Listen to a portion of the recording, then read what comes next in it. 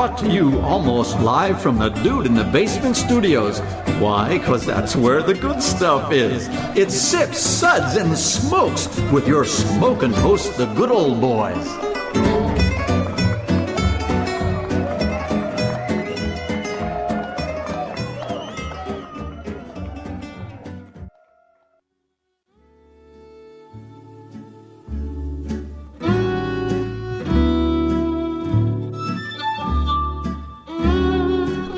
Now it's sippin' time. Yes, it's sippin' time again. Hello and welcome to this episode of Sips, Suds, and Smokes, where everything good in life is worth discussing. As always, we are the best thing on at 2 a.m. We are a 1-hour show, and we are currently under a court order to be entertaining for a minimum of 20 minutes of that time. Our legal counsel advised that failure to meet that requirement could result in severe penalties, so we made sure we gave them Brent's address and phone number just in case we miss that mark so they can go haul him away to jail and not us. So good idea. Brilliant. Yeah. He'll survive. He's a big guy. So, he'll go in there and be there in a week and he'll be like king. It'll be awesome. Yep. He'll be like Snake Plissken in Escape from New York. He'll be like the guy ruling the wastelands. Like you know what? He'll be the Humongous from Mad Max. We got to get him make the the best prison hooch ever. Absolutely. And starting right away. You're right. This is Made Man Bob, and joining me today, our Made Man Maury. Good morning, Bob. Happy to be here today. Love the breakfast neeps and haggis. Oh, Lord. He loves that. Good old gal Denise. Good morning, Bob. Thank you again for having me. And good old boy Justin. Good morning, Bob. And Maury and myself are with the Bourbon Mafia. The Bourbon Mafia is a nonprofit organization composed of bourbon enthusiasts and industry professionals. With representation in 8 states, our members combine a love of bourbon with a passion for charitable work. The group uses their love of our native spirit to raise money for local and national charities through rare bottle auctions and other themed events. Check us out on Facebook at the Bourbon Mafia. We are also sponsored in part by Fine Spirits of Cooper City, Florida, home of the Enigmatic Machines, serving great wines, whiskeys, and other spirits by the glass. You can find them online at www.finespirits.net. Our show is also sponsored in part by the Fort Lauderdale Whiskey Society. To find out more about the society and their events, you can check it all out at ftlws.com. And our sip segments are all about wine, distilled spirits, tea, and coffee, and pretty much any other fluid that you drink. And today's show, we will be discussing some whiskeys from independent bottler Single Cask Nation and from the Wilderness Trail Distillery. And here's a list of the whiskeys we're going to be tasting today. We have from Single Cask Nation a Glenrothes 20-year-old. From Single Cask Nation, we have an undisclosed Speyside 28-year-old. It's like the unknown comic.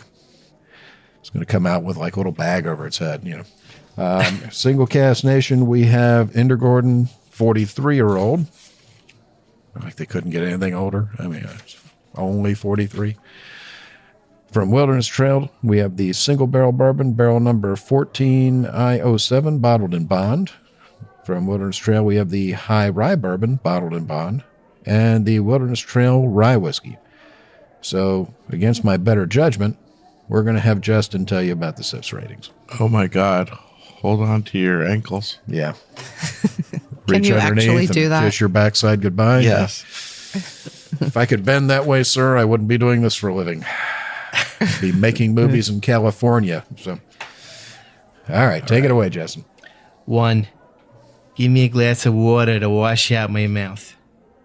All right, before I even hit the sound, can anybody figure out what that's supposed to be? He's a New York mobster.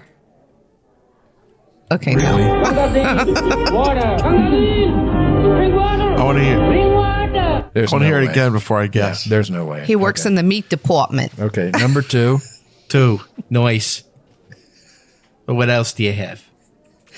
I think it's Elmer Fudd after he got hit with a frying pan in the face. That sounds like a drunken Bostonian. 3. Interesting. What was this again? No, it's Elmer Fudd after a major stroke. Definitely a stroke.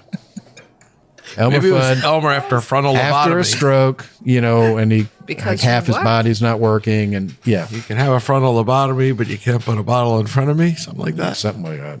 No, that's not it. How's it go? Justin knows. I'd rather have a bottle in front of me than a frontal lobotomy.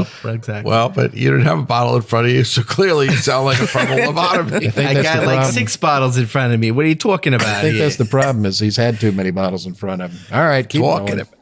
4. Let's keep the secret to ourselves. Pour me another. That's classified. It's a sexually abused leprechaun. 5. Oh my. I was unaware anything could be this good. No, I just. Oh yeah. my goodness! Okay, I love it. Justin. Well, we have- nobody got it right. So We have New York and Kentucky. So it's one of those two. Oh, I thought it was where's the New York drunk come Jewish from? mother-in-law. Now give me a voice. third choice because it's not either one of the first. Where does New York come from? New York. Brooklyn. No, I think but it the could be whiskey's from Kazakhstan, Scotland. maybe. I was going for Brooklyn, but yeah. I think it had something to do with the Jewish whiskey company. Have Yes? you been to Yes. Brooklyn? It's a city in New York, right? I You was know born that. in Brooklyn. Yeah. Okay. Wow. Yeah. Yeah. So you He should doesn't know. remember much. He was very small at the time. He's still very small. Hey, doctor, client privilege. I'm just saying, I wasn't talking about his man parts. Thank goodness for that. Okay. Everything was small. So Okay. it's proportionally small. I think you should quit while you're behind. Yeah, if I was you, I'd just stop right there. HIPAA violation. All right. So we're going to have Denise tell us a little bit about Your mind's in Single the Cask gutter. Nation. So take it away. Okay. Well, that's a hard act to follow. Yeah, isn't it though? Yeah. Wow. Yeah. Because you like Woody. Oh, yes. Okay. You weren't even born with the sense God gave the common dog. Yeah. No. Okay. Single Cask Nation is part of the Jewish Whiskey Company and is an independent bottler and membership society founded by Joshua Hatton and Jason Johnstone Yellen. You may remember the Jewish Whiskey Company as the promoters of the Whiskey Jubilee series of whiskey tasting events. Single Cask Nation seeks out rare and unique barrels to select and bottle for their members. Wow, I'm really struggling today. Membership She's is been drinking. So. It's the whiskey talking. Yeah. Membership is free, and once you become a member, you can purchase bottles online and have them shipped directly to you by a licensed retailer in your home state. Just like Hair Club for Men. Exactly. You become a member and they just ship it right to you in your home state. As they purchase and bottle individual casks of spirits, each bottle is unique, and once a bottling is finished, it is gone forever. In 2017, they launched a separate line of Single Cask Nation products that will be available to retail whiskey shops and whiskey bars. This line of new products will complement the ongoing online-only line of Single Cask Nation products. Both lines offer different casks to Nation members and consumers. Okay, so I have 2 questions. Well, Here it comes. I'm not sure I can answer them, but bring it on. What does Jewish have to do with any of this? I didn't name the Jewish whiskey company. Well, I don't know. Since you are a member of the tribe, Maury, I'd be asking you that question. neither Well, hold Hatton on. nor I'm Johnstone thinking that are members. Joshua and Jason are not 2 nice Italian boys. Probably not. Yeah. Right. Jason Johnstone? Yellen. Yellen. Read after the dash, bub. Yellen's What are you definitely yelling Jewish. about? What are you yelling about? Johnstone, maybe he married into it. Right. Their name's not Flynn and a Hurley, buddy. Okay. Second thing is, we've got some Why, great are you whiskey to talk offended? about. Where can people get these bottles?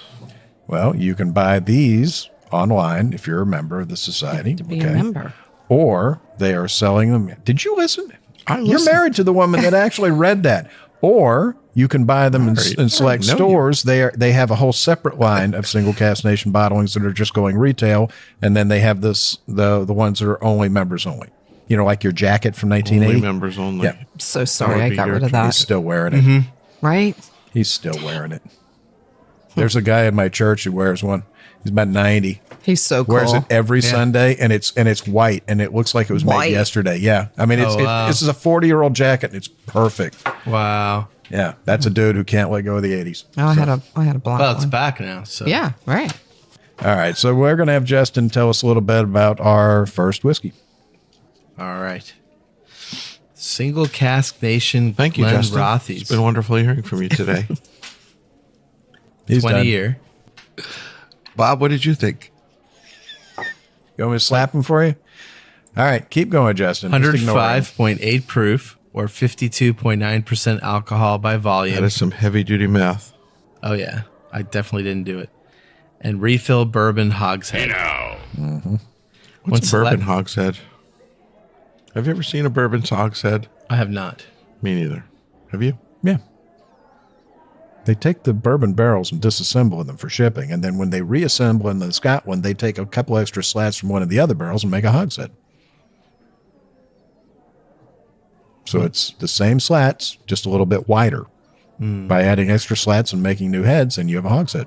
I'm going to start referring to myself as... You are a hogshead. Hogshead. As much pork as you ate yesterday, I should be calling you Piggy right now. Please proceed, Justin. Just ignore him. When selecting this Glenrothes barrel for Single Cask Nation, Joshua and Jason wanted to pick something that was outside the normal soft, elegant, and easy nature of the distillery's own bottlings. I thought that the color was very light. On the nose, it was creamy, vanilla, pears, and some lemons. On the palate, it was spicy and vanilla, and it had a medium finish. What'd you think, Maury? Well, I would agree with you on the color. I found it to be very pale and unusually pale in color. I thought on the palate it was pleasant. It was sort of middle of the road, nothing extravagant, but just sort of an easy drinking, non-peated Scotch. It's got a definitely creamy mouthfeel, and it has a medium finish. I thought it was pleasant, nothing offensive, well made, but nothing that really just shook my boots. Didn't shake your We'll boots. come back. Hey, and we're back, and we are discussing lovely Glenrothes 20 year from Single Cask Nation. So what'd you think, Denise? Well, can we talk about the butterscotch and or buttered popcorn that's on the nose? Oh, yeah. Buttered toast I've got. Because, wow, Yeah. I got Popcorn, Right. more than butterscotch. that. Okay. but buttered Started popcorn. with butterscotch, and then I moved to buttered popcorn and thought, wow, that's really great. So that's really predominantly what I get on the nose. I love the mouthfeel. It's nice. It's spicy. It's got a medium to longish finish with even more spice on the end, and I really enjoyed it. Yeah, I've got right on my notes. I've got pastry cream, and I've got buttered toast, hot Pastry buttered cream, toast. yeah. And just that slight bit of lemon in the tip. And yeah, it's got that creamy, buttery nose. Yeah. And I'm on the palate. Hold on. I'm getting the malt. I'm getting some nice spice on it. I almost get a salty character. Yeah. Just a slight bit. I get some licorice as well as some cinnamon. So I think it turned out well. I think this one really worked out nice. I don't know if this is as far off of a traditional Glenrothes as they were thinking it was, but this is fairly close. I've been lucky enough to drink enough single cask Glenrothes over the years as opposed to the regular stuff they're selling. So this seems to me to be a little bit closer to their wheelhouse. Not quite, but a little bit closer to it. So yeah, a nice effort overall. And we're going to be rating the Single Cask Nation Glenrothes 20 year, 3 sips. Interesting. So we're going to be moving on to our next offering from Single Cask Nation, and that is a Single Cask Nation undisclosed Speyside 28 year, 108.6 proof. Justin, 108.6. That would be Read it. 54.3% alcohol by volume. I wrote it down. Reading so, right yeah. off the page. Yeah, I wrote it down so you feel okay. It's done in a refill Oloroso sherry butt. It's a 28-year-old sherry butt matured Speyside from one of Diageo's lesser-known yet secretly iconic distillery, as they say. Unfortunately, due to a non-disclosure agreement on the barrel, they cannot reveal the identity of the distillery. So I'm guessing Dickel? No. MGP. Let's see here. The nose is the thing that really leaped out to me, and I'm still trying to place it. I'm thinking I'm getting almost a Grains of Paradise nose on it. It's very floral, and it's got that bit of peppery spice to it. I agree. I can't quite place it can't, though. yeah. I've struggled. I thought I had some Grains of Paradise in the kitchen, and I looked, and I'm out. But I swear, I think that's what it is. But it's got an interesting. I mean, it's a puzzling nose, but it's very interesting. And on the palate, yeah,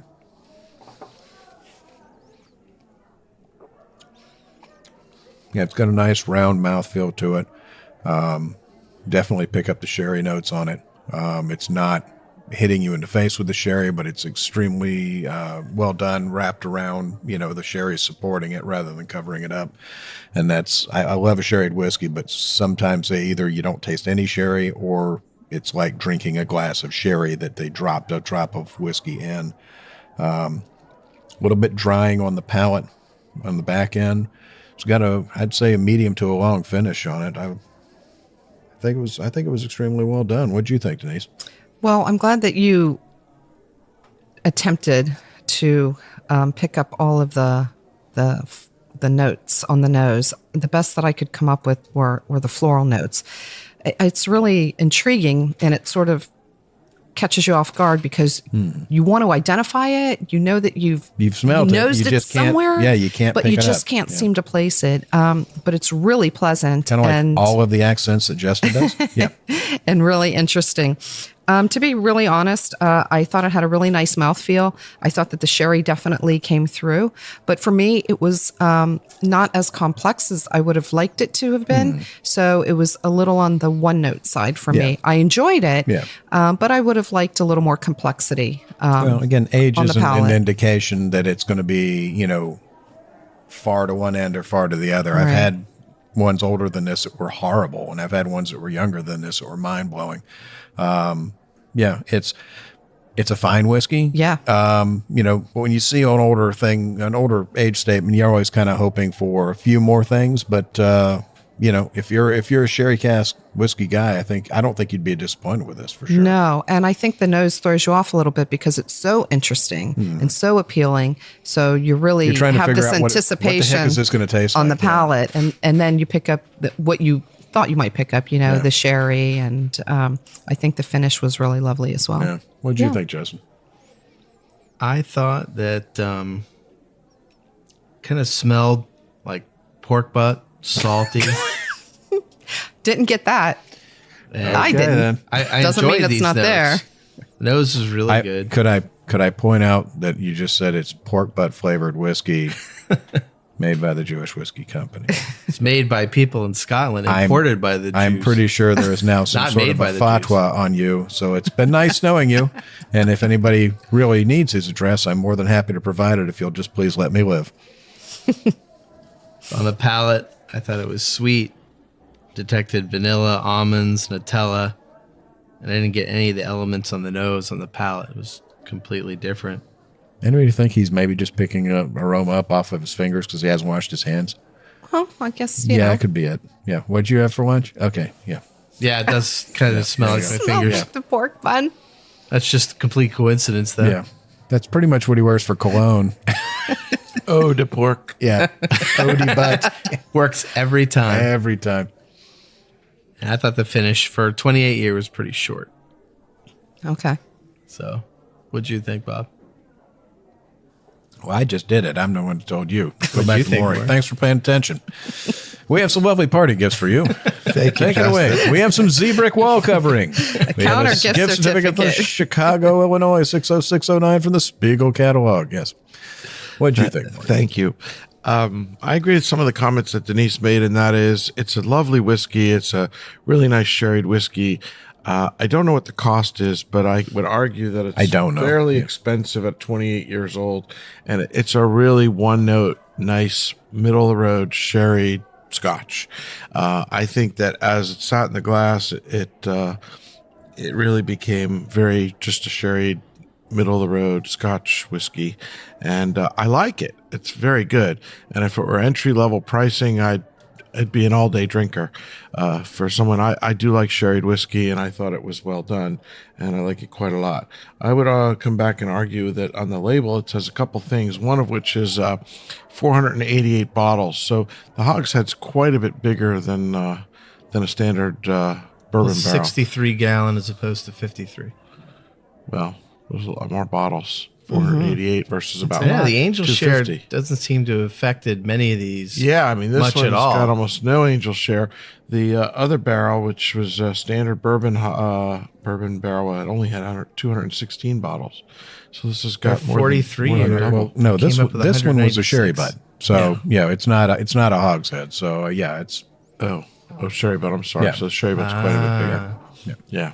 no. The first one was the hogshead. The hogshead, and that sorry. was a lot less barrel. Yeah, I mean, you could fill a hogshead up with water today, and you're not getting that many bottles out of it. So They do say on the label, they've got some interesting notes on the label, none of which really called out to me, except that they mentioned a light smokiness on the finish. And I must admit, after reading that and tasting it several more times, I did get just a little hint of smoke at the end. But really, you have to imagine it.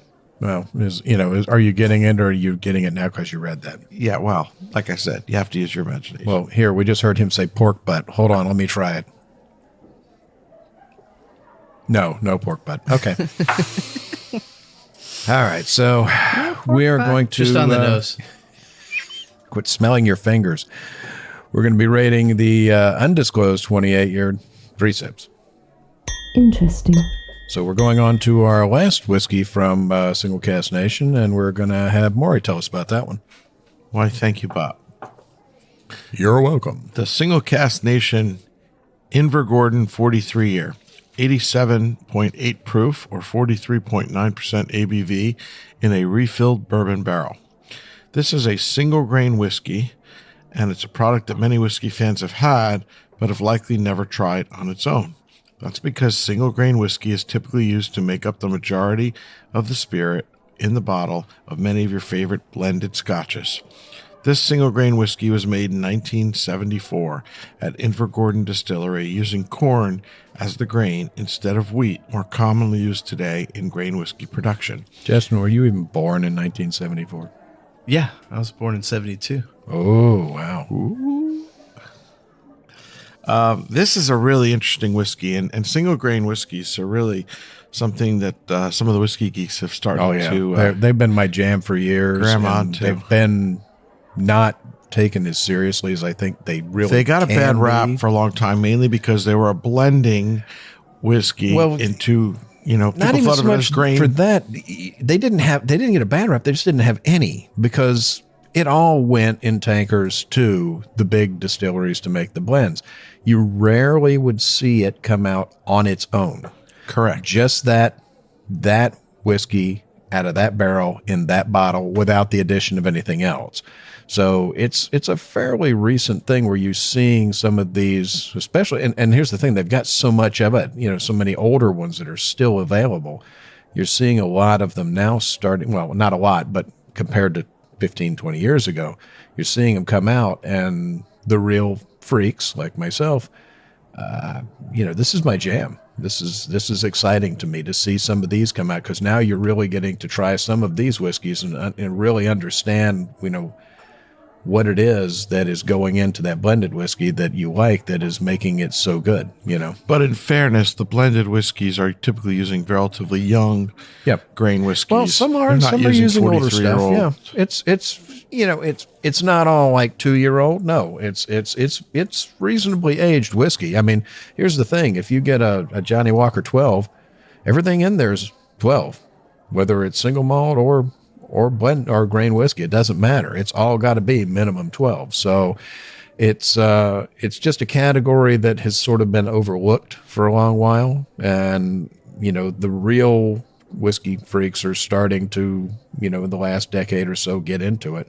And it's just nice to see some of them coming out in the light of day and getting some of the credit they deserve. So it's a little bit like having a soloist from the oboe or the bassoon. Yeah. These are instruments that are typically part of a symphony and not typical shining on their own, particularly at this age. So this is really an amazing whiskey. The nose, I thought, was a little underwhelming compared to the palate, which is just luscious, mouth coating, yummy. I really get a lot of bananas Foster on this. To me, this is dessert in a glass. It's just really yummy, creamy, unctuous, vanilla, creme brulee, and all sorts of stuff dancing on your palate. It's got layers and layers of complexity, and the finish just goes on and on and on and on. What did you think, Justin? I was really impressed that after 43 years in a second fill barrel, that they were able to come up with 196 bottles of this. That blew me away, because you'd think the Angel Share would have taken a lot more. But it is Scotland.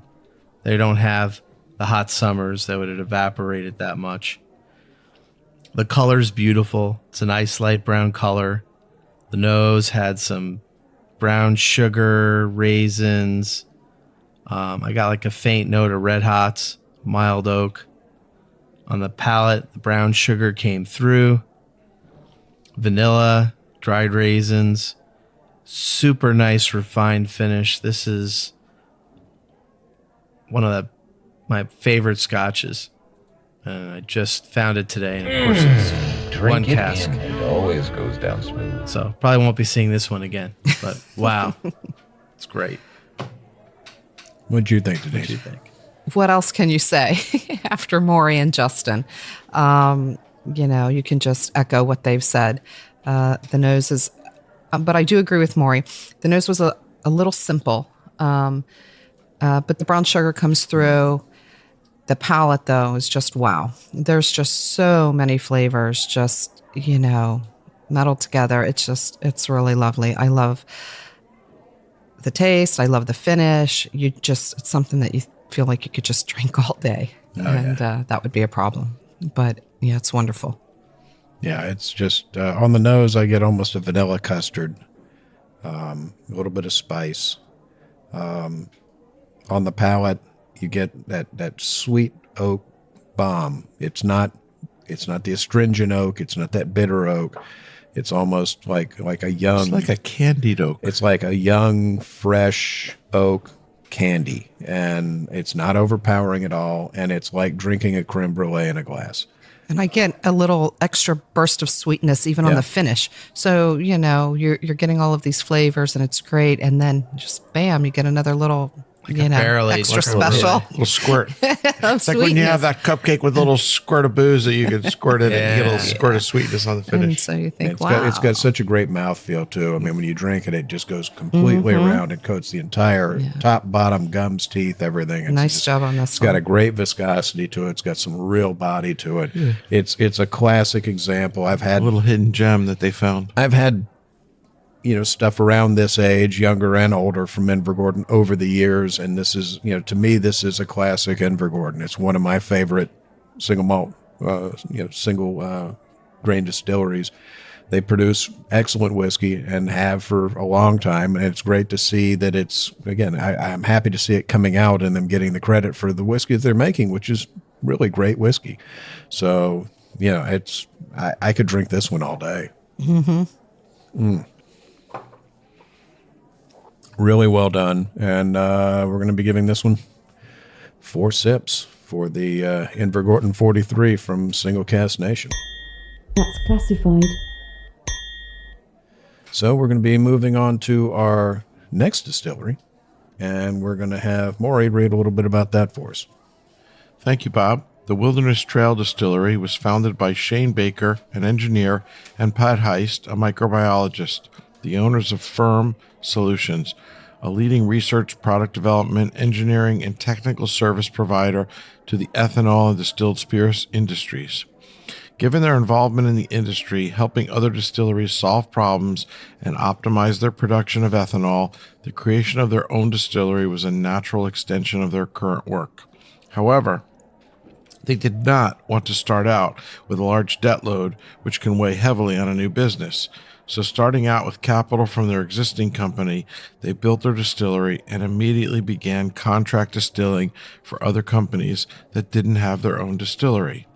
This, along with production of some other spirits of their own, namely vodka and a sorghum-based rum, gave them an immediate income to allow them to produce their own whiskey and to be able to afford to allow it to properly mature for a minimum of 4 years in full-size barrels, rather than having to rush it to market just to be able to pay the bills. Their corn, wheat, and rye are grown in Kentucky near the distillery at Caverndale Farm and Walnut Grove Farm. Wilderness Trail is unique in that they use a sweet mash process to produce their whiskey rather than the more common sour mash. In a sour mash process, a portion of the previously fermented and distilled mash, also known as stillage or backset, is mixed into the new mash to be fermented to add acidity and help prevent growth of bacteria and to create a proper pH to allow the yeast to more efficiently produce alcohol. And we'll be back. Hey, and we're back, and we're discussing some whiskeys from the Wilderness Trail Distillery up in Kentucky, and we had Maury telling us a little bit about it, so tell us a little bit more. We were talking, thank you, Bob. We were talking about the sour mash versus the sweet mash process. These guys use a sweet mash process, and this approach is also risky as you have to be extremely diligent to prevent contamination. Given their background in the industry, they felt sure they could pull it off, and they specifically designed the distillery with this process in mind. They feel that a sweet mash process allows them to bring more flavors forward and create a softer finish. They are also the first distillery to use clean steam boiler, which allows them to avoid using boiler chemicals which could produce off flavors. Only pure steam goes into their cooker and their beer column. All of their whiskeys are distilled, aged, and bottled in the Wilderness Trail Distillery. They currently have a 250-gallon Vendome pot hybrid still that was used to produce their very first bourbons. In 2016, they installed a Vendome 40-foot-tall, 18-inch column still, and they recently expanded with a new 36-inch column still and a 500-gallon doubler, allowing them to produce 216 barrels per day.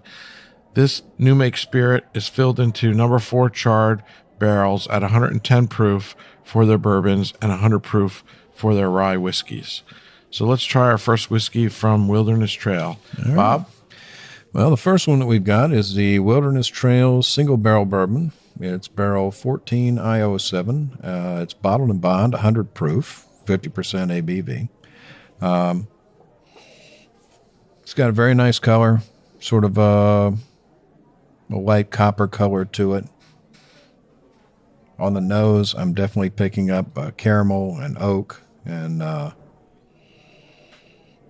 vanilla and the cinnamon. It's got a lovely nose, very sweet nose. And on the palate, the nose, like the last one that we did, the nose didn't tell you what that scotch was. The nose on this tells you exactly what's in the glass, because that's exactly what I'm getting. I'm getting caramel, I'm getting oak, I'm getting cinnamon, baking spice, and vanilla. So this one is, the nose is giving you an exact sign of what you're going to get. And I think it's extremely well done. It's got a nice body to it. It's got a good mouth feel.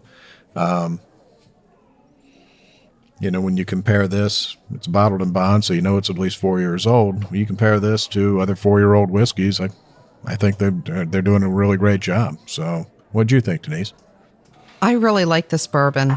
Right out of the bottle, on the nose for me was very, very cherry, and I was a little perplexed by that.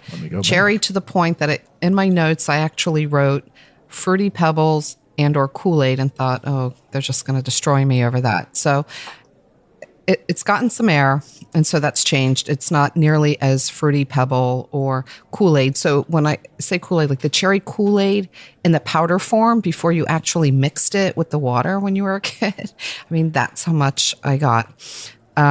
It's changed. I still get a lot of cherry on the nose for me for some reason. I get the caramel, I get the vanilla. And on the palate, I still get that fruitiness, but I get the caramel and the spice and the wood, and put that all together. And I just thought it was just really wonderful. I thought the finish was long and beautiful, and I really enjoy this bourbon. I tried so hard to find the Kool-Aid guy's sound, but I don't have it in the computer. Aww. Sorry. But I can picture him in my mind. Busting through the wall. Yeah. Yep. It was your childhood all wrapped up into one commercial. So, yeah, I wasn't really sure where I was getting that from, but it was there. So, yeah. What'd you think, Jason? I thought the color was dark brown. It was very intense. He's so wordy. It's brown. It was very intense. Brown spirit. When we first opened it, and it's mellowed out a lot. I can't believe it's only 4 years old. This tastes like a 6 or 7 year old bourbon all day long. Maybe that sweet mash process was a really good idea. I am convinced that sweet mash helps you get the product to the market quicker. Yeah. Not in a shortcut way either. No, not a shortcut way, but it helps the product mature just a little bit ahead of the regular curve. Yeah. They do the same thing over at Peerless. There's very few people doing sweet mash. And I remember tasting Peerless when we were up there in their bar upstairs in their building before they had their first release. We were having it at 19 months, 20 just months. under 2 years. It wasn't even at 2 years yet. And I just remember tasting it and going, I cannot believe this rye is only this old. You know, is it the best rye I'd ever had? No, but it tasted so much more mature than the age in the barrel would make you think it would taste. So this is the second distillery that I know that I've had stuff from that does sweet mash. And this is the second time I've had the same thing in my head.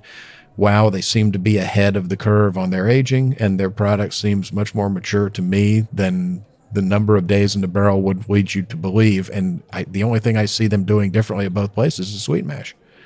So I'd love to talk to a chemist or, a master, a head distiller, somebody who's into the chemistry of it, and just, go over that with them and see what they have to say,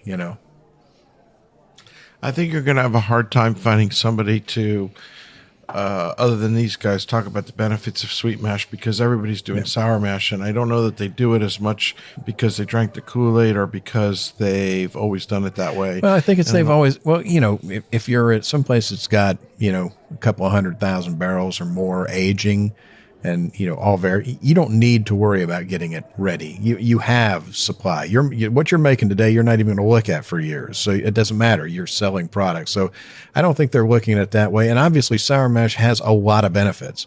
I mean, consistency of flavor being one of the main ones. Back in the day, when you were worried more about contamination, that was a good way to do it. And back in the day before modern science, when you were also concerned about having, to adjust the pH for the yeast to allow the yeast to work a little bit better, there are ways to do that now that don't necessarily require that. So it has a lot of benefits. It absolutely does. I'm saying that sweet mash, I think it doesn't overcome any of those. It doesn't do any better. Obviously, it doesn't do any of those that it does. But I think there is a benefit to sweet mashing if you're a new distillery. If I was going to open one myself today, I'm in my head, I'm convinced that I would be doing sweet mash on everything, or at least the ones that I wanted to get out first, because I think that might be the key. But don't ask me. I'm not a chemist, so. Well, thank you for that. I mean, you can't tell by the meth lab in my garage, but right. Yeah. Well, it hasn't blown up, so yeah. Okay. Through this process, they've made a pretty classical bourbon. Vanilla, oak, caramel, all there. Nice, long, pleasant finish, especially for a 4-year. And what do the rest of you think? Yeah. I like Yeah, I agree with what Bob said. I have those same 4 elements or so spot on. And I really didn't get the cherries until the power suggestion from Sorry. Denise. and then now that you've mentioned it, I do have a little hint of cherry, not quite as dramatic as you. Yeah, just a tiny little bit. Only in Just the barely. beginning was Yeah. it that dramatic, but it certainly has mellowed. Yeah. Definitely. A lot, But actually. a nicely made whiskey, really, really well done. Yeah, well, we're going to be rating the Wilderness Trail Single Barrel Bourbon 3 sips. Interesting. So we're going to be moving on to our next Wilderness Trail whiskey, and we're going to have Justin tell us about that one.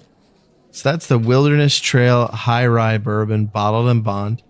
It's 100 proof or 50% alcohol by volume. It's got a medium brown color. It's very pretty, brassy. On the nose, it's very approachable. I got vanilla, caramel, and on the palate, I got a strong hit of vanilla. When I initially opened it, I didn't get a lot of rye flavor to it, but I'm going to try it again.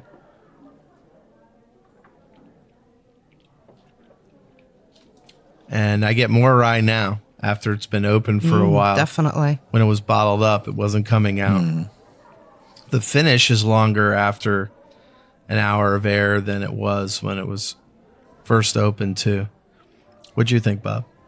Yeah, I think definitely it's improved significantly since we've opened it, and I thought it was good before, but like you said, the rye character really seems to be emerging out. You're definitely getting more of the rye influence on it now.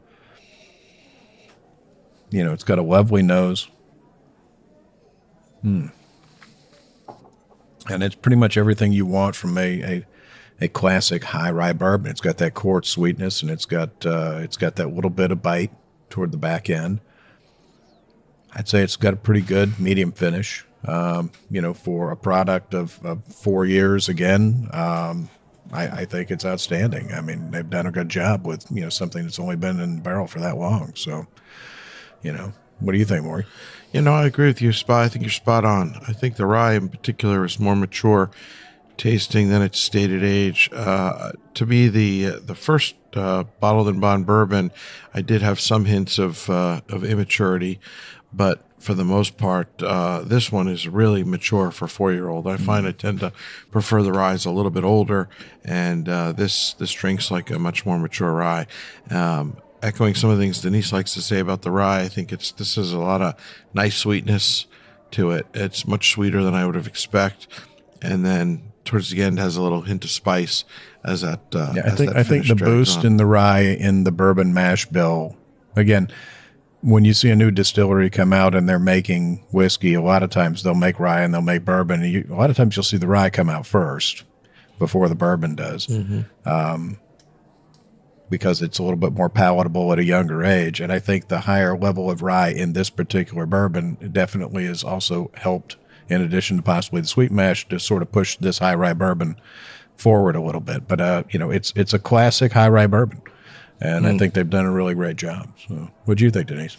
I agree. It's another really nice example of why I like rye. And that sweet, spicy combination just really hits the spot for me. I think on the nose, I actually get some white pepper on this one, which I thought was really interesting. But it's definitely a little drier, a little spicy, a little oaky. Good. It's got a nice medium to long finish. I think the finish for me is oaky and spicy, combination of the two. I really enjoyed this. I think that having it just sit here a little bit longer, it's only going to get better. Yeah, it's definitely, since we opened it, it was good when we opened it, but it's definitely reminds me why I like a rye. Longer in the glass or longer in the bottle or longer in the barrel? Oh, longer in my glass. In my because belly. It's already changed in my glass. No, I agree. I think it's evolved beautifully with air. Sometimes you're sitting around and you revisit it and you're thinking, wow, okay, that wasn't there when I first poured it. Yep. And this is just an example of that. All right. Well, we're going to be giving the Wilderness Trail High Rye Bourbon bottled and bond 3 sips. Interesting. And so we're going to go back to Denise and have her tell us about our final whiskey of the day. Okay. Well, this is the Wilderness Trail Rye Whiskey. It's 112 proof or 56% ABV. So that makes it special already. It's got a beautiful dark amber color. I thought on the nose it was spicy, florally, or had a floral note, I guess, on the nose. And then I got this root beer, which brings me to the tasting. And on my palate, there it is again. I get the root beer, and I thought, is it just root beer? It's really the sassafras, the wintergreen for me. I'm not really sure where that's coming from. It's not unpleasant. It's just, for me, very prominent. And when I first tried it, I thought, wow, I would make a root beer float with this. I'd put a scoop of vanilla ice cream in a glass and pour this all over it in a hot minute.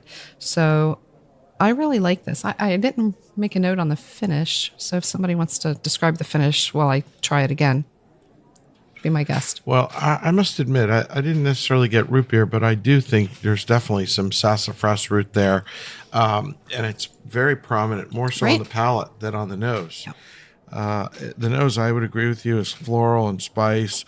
And there's that hint of, root beer spice. I get the A&W in my nose. That's where I'm getting it. Mm-hmm. It's like a creamy, like a mug of creamy old school root beer. Wintergreen sort of carries through. But I definitely get it on the palate and then to the finish. Right. Really, really hangs in there. And the finish keeps going. Yeah. If you just let it linger, it just keeps I going would say the and finish, going. it just goes. It's a long finish. Beautiful finish. Yeah. I mean, I didn't write it all down, but we're looking at, if their website is correct, we're looking at a 50% or 56% rye, 33 corn, 11 malted barley. This is aged 3+ years at this point, with their plan to keep increasing that so that their releases will eventually be in the 6 to 8 range. So, but again, this tastes mature beyond its years. Exactly, I like everything else. Thought when it was poured into the glass that it was a little hot and a little spicy and a little one-dimensional, but really it's evolved beautifully with some oxygen. Yeah. Oh, yeah. Yeah. What do you think, Justin? So I got similar notes to Denise on the nose, but I did get the smell of evergreen. Okay. Like the trees on it as well. And on the palate, it reminded me of sorghum and Ale 8. Must have Kentucky on the mind, and it is a Kentucky distillery. And I do love Little Ale 8. But the sorghum makes sense to me. Perfect sense. Yeah. Yeah, and the finish was really long. I'm impressed by the fact that they can make these complex products so quickly. Right? They're delicious. Well, when you say quickly, it's. I mean, they're not doing it's what not a lot super of people. speed. A lot of people are doing that 18-month, 5 or 7 or 10 gallon barrel, 18-month turnaround. But they're aging it for a respectable time for their early releases, but it's coming out beyond its years. So, and we're going to be rating the rye 3 sips. Interesting. Well, that's all the time we have today. We hope you enjoyed this episode, and you can catch all of our episodes where you found this one, as well as on terrestrial and satellite radio, and online at iTunes, Google Play, iHeartRadio, CBS Radio, radio.com, Spotify, SoundCloud, Stitcher, TuneIn, YouTube, PRX, and pretty much any place you can listen to a podcast. The easiest way to find this show on your phone is to ask Alexa or Siri or Google to play podcast Sips, Suds, and Smokes. We love your feedback, and you can reach us online at info@sipsudsandsmokes.com. Our daily tasting notes flow out on Twitter every day at SipSudsSmoke, and our Facebook page is always buzzing with lots of news. You'll also be able to interact with thousands of other fans on those social media platforms. You can also check us out on Instagram at SipSudsandSmokes or at MadeManBob. Do us a favor and take time to rate this episode. If you're listening to us online, that's a big help to us, and we get to see your feedback as well. Want to thank our co-host for joining us. Thank you, Denise. Thank you, gentlemen. I have some whiskey to finish. Gentlemen, my dad come in. Thank you, Maury. Thank you, Bob. Always a great day in the basement. Again, I love the sheep theme. I don't even want to go there. Thank you, Justin. Thank you, Bob. A great day of whiskey. Oh, dear Lord. Well, what else can you say? For Sips, Suds, and Smokes, this is Made Man Bob, and we thank you for joining us. And remember, life is too short to drink bad whiskey. What do you think, Archer? I'm scared if I stop all at once, the cumulative hangover will literally kill me. Yeah, I'm with him. So, yeah. Yeah. Let's not do that. No.